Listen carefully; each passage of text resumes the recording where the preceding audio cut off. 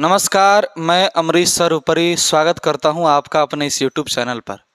तो प्यारे साथियों, आज के पहले वाले वीडियो में हम लोगों ने पढ़ चुका था प्रोनाउन के 9 गो प्रकार और बच गया था 10वां प्रकार इंडेफिनिट प्रोनाउन। तो आइए आज के वीडियो में हम लोग उसी को पढ़ेंगे, 10वां जो नंबर जो बच गया था इंडेफिनिट प्रोनाउन। तो आइए हमारे साथ लिखिए आप सभी लोग, नंबर 10 इंडेफिनिट प्रोनाउन। नंबर 10 में आपको लिखना है इंडेफिनिट प्रोनाउन। इंडेफिनिट प्रोनाउन को हिंदी में कहा जाता है अनिश्चयवाचक सर्वनाम। अनिश्चयवाचक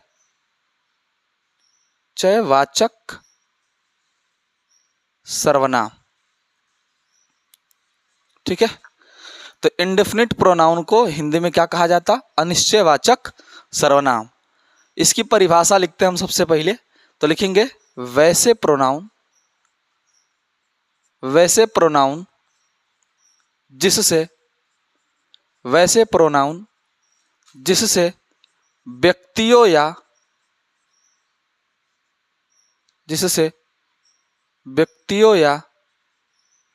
वस्तुओं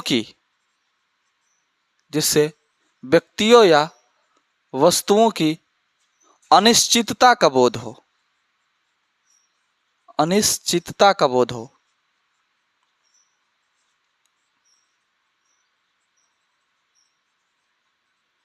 उसे इंडेफिनिट प्रोनाउन कहते हैं। उससे इंडेफिनिट प्रोनाउन कहते हैं। जैसे तो प्यारे साथियों, 10वां नंबर में हम लोगों को क्या पढ़ना था? इंडेफिनिट प्रोनाउन को पढ़ना था। तो इंडेफिनिट प्रोनाउन क्या है? जिससे किसी व्यक्ति का या फिर किसी वस्तु के अनिश्चितता का बोध हो, उसे हम लोग कहेंगे कि यह इंडेफिनिट प्रोनाउन है। जैसे मान लीजिए हम आपसे कहेंगे कुछ पैसा दे दीजिए, तो कुछ जो शब्द आया तो फिक्स नहीं ना है जी। अच्छा, निश्चित अनिश्चित को समझना होगा। निश्चित का मतलब होता है फिक्स है कोई चीज, अनिश्चित का मतलब तो फिक्स नहीं है। जैसे हम आपसे कहेंगे कि कुछ पैसा दे दीजिए, तो फिक्स हुआ कि कितना पैसा मांग रहे हैं हम आपसे? नहीं हुआ, तो इसको बोलेंगे कि अनिश्चित है। कहेंगे कोई आ रहा है, तो कौन आ रहा है? कुछ फिक्स हुआ? नहीं फिक्स हुआ। तो जब फिक्स नहीं होगा तो हम कहेंगे कि भैया ये अनिश्चित है। तो उसी का जब बोध होगा अनिश्चितता का, तो हम लोग कहेंगे कि यह इंडेफिनिट प्रोनाउन है, ठीक है। तो आइए जैसे में देखते हैं। जैसे में मान लीजिए कोई व्यक्ति है, तो व्यक्तियों के लिए जो आएगा इंडेफिनिट प्रोनाउन, वो कौन कौन सा आता है ध्यान देंगे। तो व्यक्तियों के लिए जो आता है इंडेफिनिट प्रोनाउन, एक आता है समवन आता है, या फिर समबडी। दोनों का ही अर्थ होता है कोई या कोई भी, ठीक। तो एक है समवन और या समबडी, इसी को दोनों को एक ही है। कोई समवन का यूज करता है, कोई समबडी का यूज करता है। समवन का मतलब भी कोई, असमबडी का मतलब भी कोई भी, ठीक। दोनों के लिए यही अर्थ लगेगा और दोनों ही व्यक्तियों के लिए ही इस्तेमाल किए जाते हैं। लेकिन ध्यान रखना, समवन का सबसे ज्यादा इस्तेमाल किया जाता है। तो यहाँ पर आ गया कोई, और एक बिंदु इसमें यह जोड़ लीजिएगा, समवन का ज्यादा इस्तेमाल किया जाता है। एक बिंदु यह जोड़ लीजिएगा कि यह सकारात्मक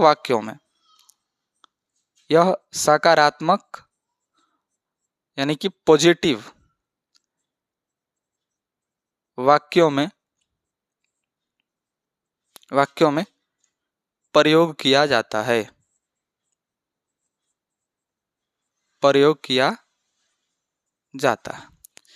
उसी प्रकार से एनीवन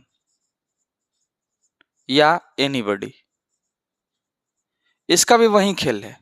इसका भी अर्थ होता है कोई या फिर कोई भी। तो ध्यान देंगे, इसमें क्या है? एनी है और एनीबडी है। इसमें क्या था? समवन था, समबडी था।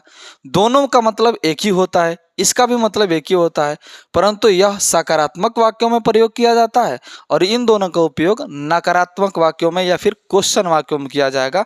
तो लिख सकते हैं इसमें, ये इसका प्रयोग इसका प्रयोग नेगेटिव तथा इंट्रोगेटिव वाक्यों में किया जाता है। इंट्रोगेटिव वाक्यों में किया जाता है।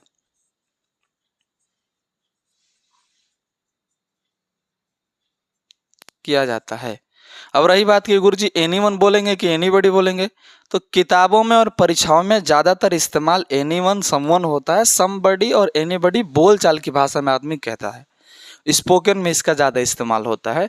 परीक्षाओं में और ग्रामर में ज़्यादातर अगर इस्तेमाल देखिएगा तो हम लोग इसका करते हैं, समवन का या फिर एनीवन का। तो समवन का मतलब भी कोई हो गया, एनीवन का मतलब भी कोई हो गया, परंतु यह सकारात्मक वाक्यों में लगेगा और यह नकारात्मक एवं इंट्रोगेटिव वाक्यों में लगेगा। इसी प्रकार से बहुत सारे हैं, जिसको मान लीजिए मतलब ढेर सारे हैं।